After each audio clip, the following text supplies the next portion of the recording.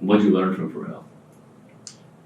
Pharrell gave me some of the most important advice. I was dealing with a situation in Chicago where one of the Muslim brothers was robbing me for a music video that we didn't end up shooting in Chicago. And here was a guy who was like, Brother Vic, Brother Cody, man, it's such a blessing to, you know. And then when the music video had to be shifted to LA, music video for 16 shots actually had to be shifted to LA, the Muslim brother I'm talking about started acting funny with the money that we had put up to do this video and didn't shoot. And he accidentally texted my manager saying, if they ask you anything, just play dumb. Okay. So, you know, I start bugging out. Like, definitely threatened his life. I had a plan in my head. I'm like, this is what I'm gonna do. I'm gonna fly back to Chicago. I know where his office is. I'm gonna go. I'm gonna stake it out, you know. And hopefully I can catch somebody coming out the door for me to get in. But if necessary, I'm breaking all windows, you know. I'm destroying everything. I'm fucking him up. I had this whole plan. And then I got the studio with Pharrell, and I'm just like stewing in my anger, you know, stewing in my fury. And Pharrell was like, you know, you're lucky in this situation because you don't have to be the person, first of all, that looks somebody in the eye that they call brother and steals from them. Secondly, you're lucky because this $15,000 is not going to ruin you, you know, make a significant dent in you.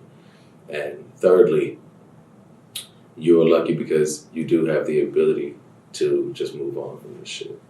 And I was like, yo, this nigga, he's a real guru, you know? Because that was such profound advice, you know what I mean? To like a young nigga that has always felt a chip on his shoulder and felt like, so many times I felt I was ready to risk everything, freedom, life, over disrespect, you know, purely, you know what I mean? So many times in my life, especially when I was younger, you know, I felt like this person says this thing to me, does this thing.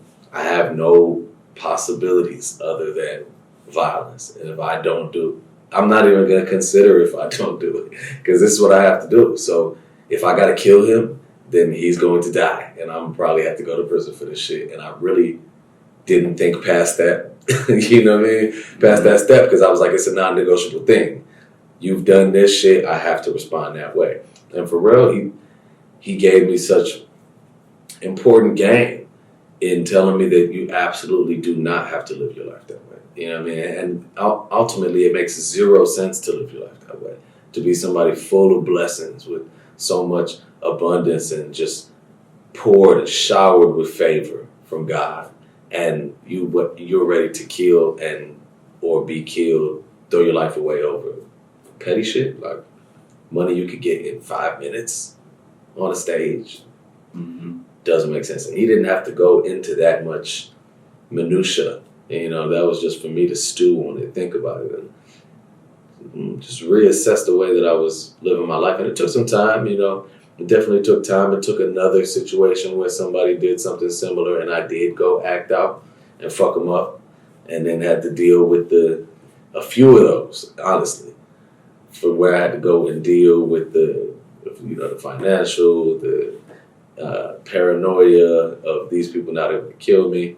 I had to deal with that a few more times before I realized, oh, it's actually a much more powerful decision to make, to exercise restraint, you know, to just let it go, you know. That's some shit that way more difficult, you know, so much easier to lash out than it is to let it go. Isn't that part of growing up too? Oh yeah, for sure. I mean, you know, shit, Tupac didn't live past 25, man.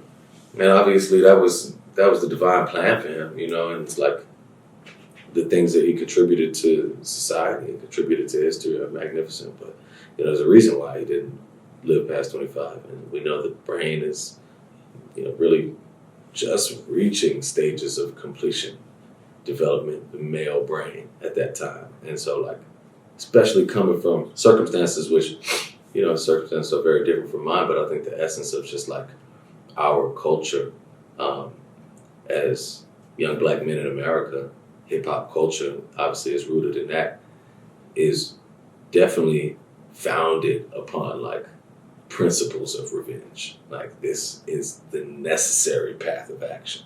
And definitely in growing up, the blessing, like I thank God all the time.